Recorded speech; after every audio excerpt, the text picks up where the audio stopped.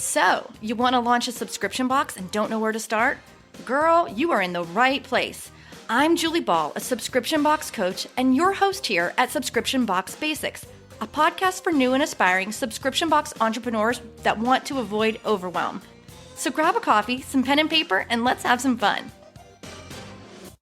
Before I dive into today's podcast, I just want to remind you that this is episode 99. That means next week is episode number 100, where I'll be giving away a ring light set. And the way that you can earn a chance to win that ring light set for your office is to leave a review on any of the major podcast players. It is so helpful, not only to grow the listenership of this podcast, but also it's a way to give back. I hope that you can see that I just love to pour into everybody. I'm an open book and I love to share my journey. So as a way to give back, I would appreciate so much if you would leave a review, and that makes you eligible to win that ring light set. Also, next week's episode is an Ask Me Anything. So if you have these questions about the subscription box industry, about my journey, about specific things that you might be dealing with in your pre-launch or the early stages of your subscription box business, then DM them to me and on Instagram at Subscription Box Bootcamp so I can answer them on episode number 100 next week.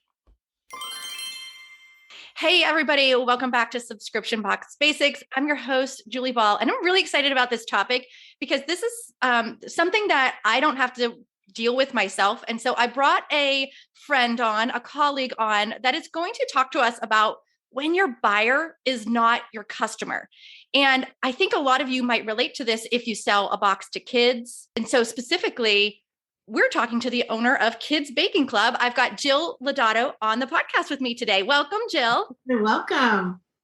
So excited to have you here. Little background between us. We have a lot of mutual friends, and Jill and Lo from Passion and Growth started a subscription box womenpreneurs group on Facebook. If you're not in it, you need to go join that because it is an amazing group of women. Jill, you guys are doing such a good job, just supporting people in there. So we'll make sure that we put that link in the show notes. But let's start with, who are you? Why don't you tell everyone a little bit about yourself and your background? And I want you specifically to tell them a little bit about what you did before you launched your box. And then we'll talk about your actual launch. Okay. Well, first of all, great to be here with you. Everyone loves Julie. I love Julie. And I got to meet you face to face recently at the Sub Summit. So good. That was really, really cool because we were so shut down at COVID and knew people virtually. But I live in San Diego. I've actually moved 39 times, but I'm actually in San Diego now. I am a single parent, but both my kids are grown adults. One of my sons actually is in the business with me, which is nice. Awesome.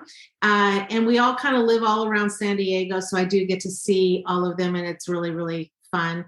My background is really in education. I have degrees in health education and early childhood education, and actually owned a preschool for 14 years, but was in the preschool education for the past 24 years. And prior to that, I was actually a children's pastor. Wow. Yeah. Cool. So I did that when my kids were little, and that was really fun. But all of it kind of brought me up to actually understanding that I could actually do the Kids Baking Club subscription box when my business was shut down due to COVID. So it kind of all became a big full circle. Yeah. So let's talk about that. So this was 2020 and your preschool shut down for all the reasons we already know. So what did you do? That was your full-time job, right? Yeah, full-time job. And it was a nice paying job when you own a business.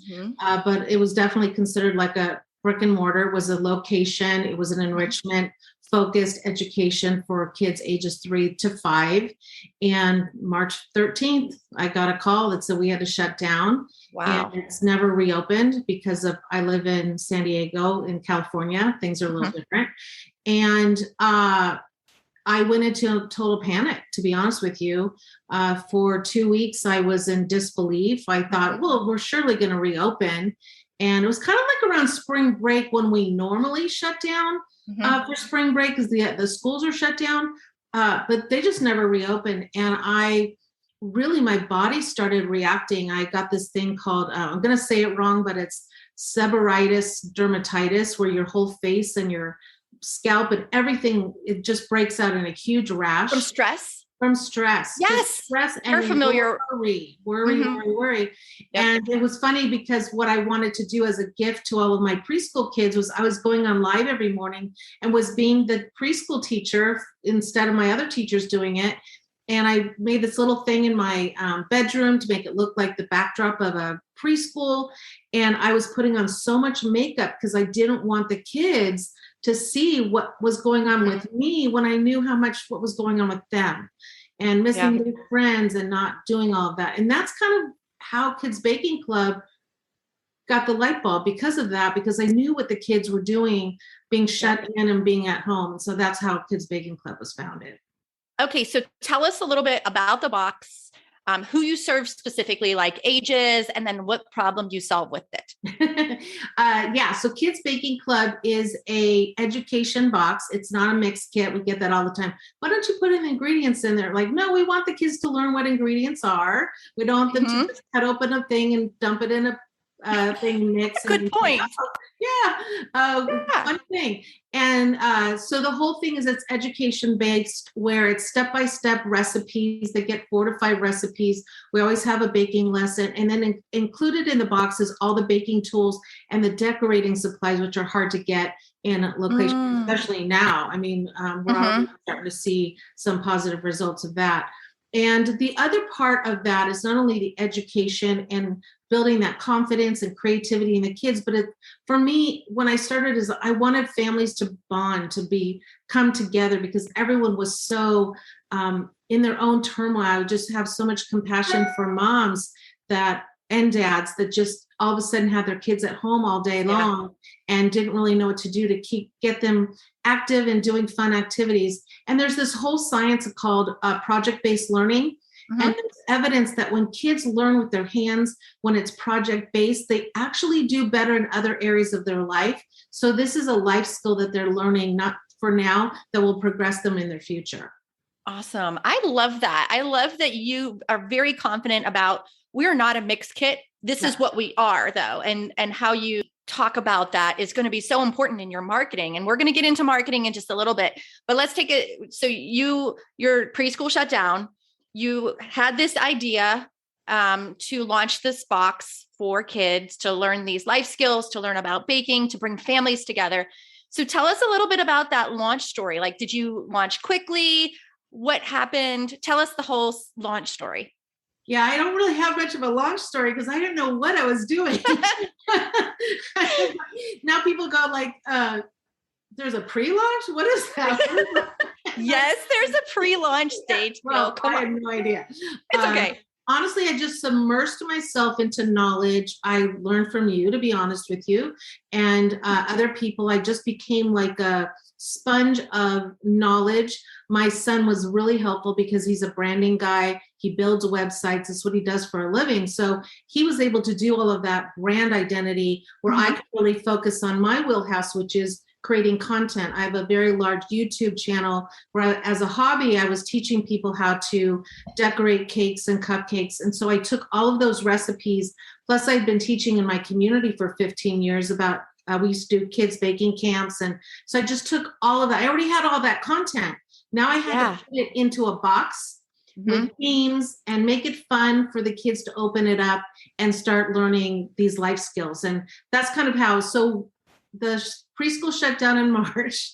We launched June 1st. Wow. Crazy. That's amazing. That's crazy. Yeah. And did you primarily then launch to, people you were already serving through the preschool or in your community?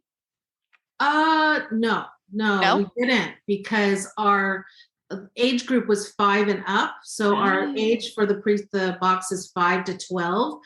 I did do a little bit of advertising in our Facebook group. But I wanted to be careful. I didn't want to, I'm really big about integrity, and I didn't want to all of a sudden, so we don't have the preschool, so now I want you to buy this. I really wanted it because I knew they weren't going to stay. I knew, as we know, when we start a box, sometimes we get family members and friends, but a lot of times they don't stay. And I really wanted to find that niche of parents and grandparents that would really welcome the box and get into the recurring model, because we know selling a box isn't going to make you any money. It's the recurring model. And that's one of the strategies. I do have that YouTube channel. So we did have some links in there. And then one of the strategies that I did was I just went on live 2 times a week Love for that. 3 months, just teaching people how to bake. And Wait, so you did lives how many times a week? 2 times a week. 2 times a week for how long? For about 3 months while I think we started in May, and I just kept going on there and, hey, we've got this box coming out, blah, blah, blah, blah. But hey, well, I'm going to teach you how to make a cookie, or I'm going to teach you how to make healthy breakfast bars for your kids. I'm going to teach you that, we had different things. And then, but I always had that little box in there, just sitting there. So smart. Smart. Yeah. And we talk about that with Melanie Diane, how in a previous episode about Facebook Live, and how we put so much pressure on ourselves to make it perfect. And we really should just show up.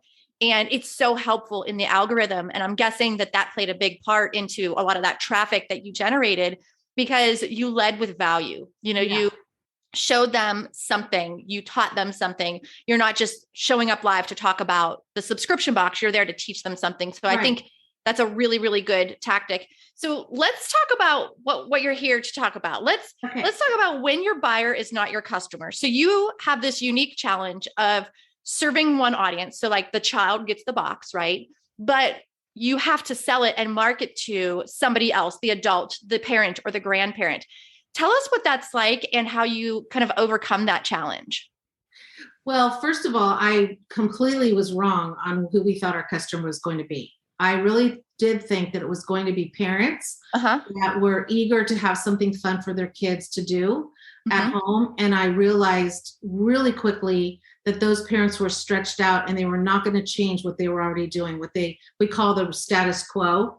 They were going to come out of no matter how much we persuaded them, they were in their own, their own stress of, I'm just not going to disrupt what's going on, right? Survival mode. Yes. So 80% of our orders came from grandparents. Wow. So did you figure that out by surveying them and asking, or? Yes. Well, I figured it out by the addresses. The grandparent would give us their address, and then they would give us the send to address. And because most of them were gifts, we have a little thing where they can write on a little message. So I was handwriting all these messages. We made these cards. And some of the messages were just like, I would be crying writing them. It's like, I'm so sorry. I'm not going to be able to see you this year. I just love you so much. I'm going to miss baking with you and just having you in the kitchen. And so I'm sending you this box. We had one grandma that bought a box for her and a box for her granddaughter, and they would Zoom bake together. That's so sweet. There were just these amazing things. So the strategy that we did right away was in our email automation. The first email we knew was going to the grandma.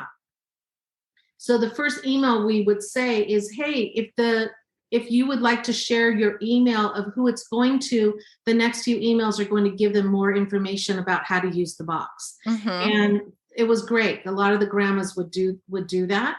Sometimes they wouldn't read that part and they would say, hey, can you stop sending me that email? Because it's really going to my daughter or my son or whoever. So that's one of the strategies that we do. And then, but then there's the whole marketing, because now that we know that 80% at the holiday time is probably going to be grandmas. Now, when we set up our Facebook ads and we do maybe a broad stretch of who we're looking for, we do select that age category, which is ages 50 to 65. So that is a strategy that we definitely know about now. And also, when you're doing your social content and all of that type of stuff, Pinterest, we know that we're trying to appeal to the mom and to the grandma, not to the kid, because we know that the kid's not watching that. And so when we're doing our email broadcasts, we're doing a lot of recipes that we think the family would enjoy, even though it's not stuff that they're coming in the kit, but stuff like I just did a thing about fun Halloween cakes that they could make. So there's just different strategies that we've had to learn and overcome as we've learned this new awareness about who our customer is.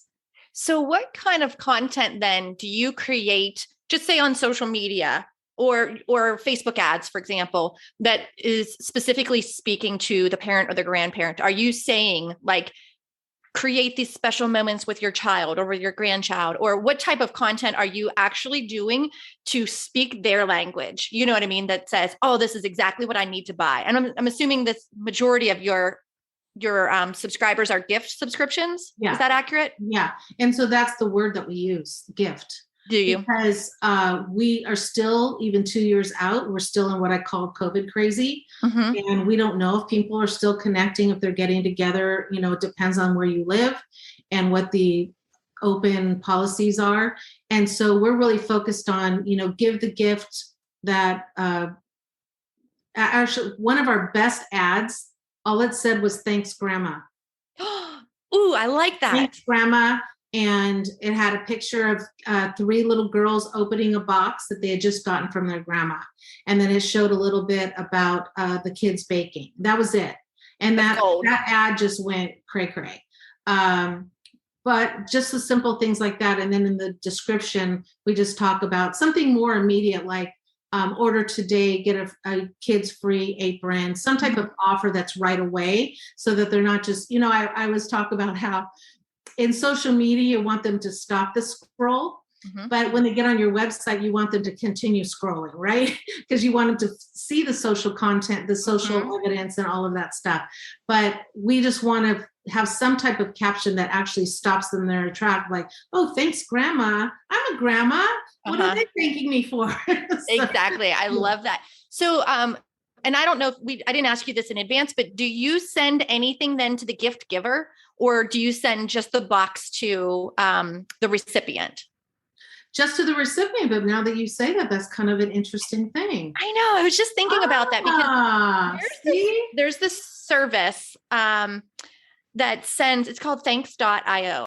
You can connect it with your cart system, and it can automatically send out like thank you cards to the person who's buying it. And in my mind, I'm thinking like, I can imagine how much that would feel like validation, like, oh, your grandkids are going to love this. Yeah.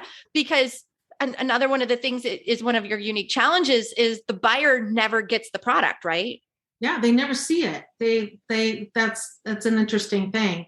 Yeah. I'm just thinking like creating like a postcard and just saying, hey, thanks so much for doing that. That's such a big deal. Oh, I like that. We hope it brings joy to your grandchild. Because we have a thank you card that goes in the box, but that's for the kid from the grandparent or the whoever's sending it to them. Interesting. How fun. Yeah. And I think now is a good time to start something like that with the holidays. I'm sure, you know, traditionally November, December, and even into January, that increased demand for consumer goods.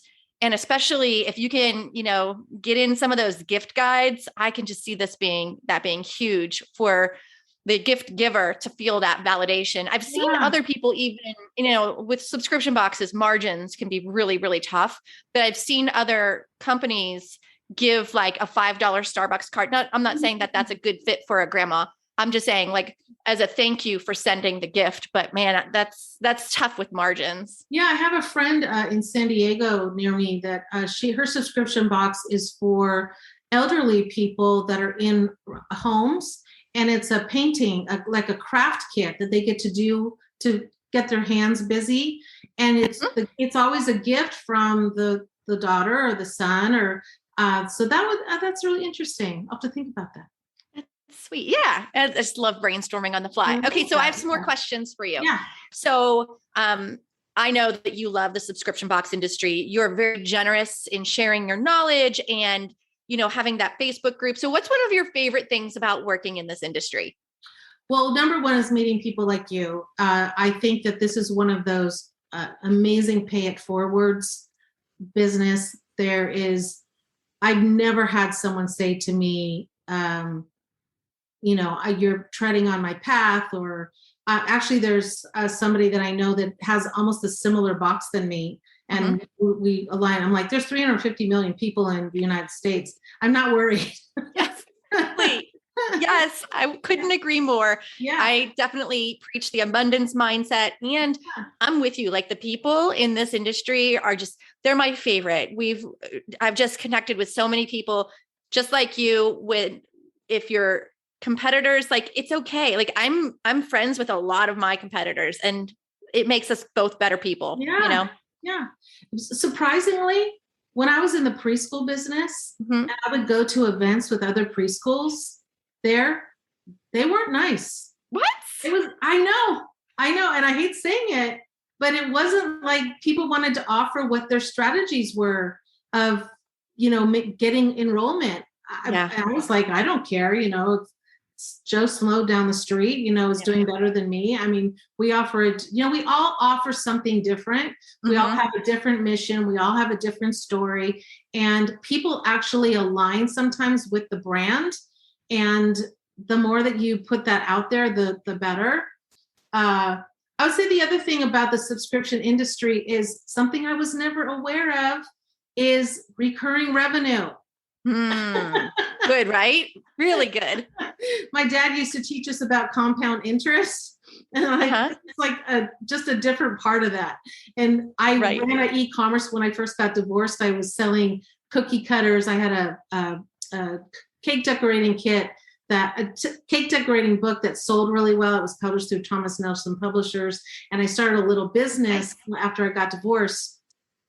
And that was a whole different thing, because you're just selling one-off things. Then all of a sudden you learn about this subscription recurring revenue model, and you're like, why didn't I think of that? Exactly.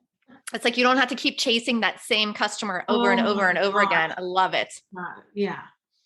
Okay. So my next question is, what is one piece of advice that you can share with new and aspiring subscription box business owners? Because you started pretty quickly. So there's a lot of people that are probably listening right now, and they're like, I'm ready to launch my subscription box. So what's one piece of advice you can give them? Yeah, I like to use acronyms. And so it's the word ACT, A-C-T. Okay. So the A is for accountability. You need to surround yourself around people that are doing this business.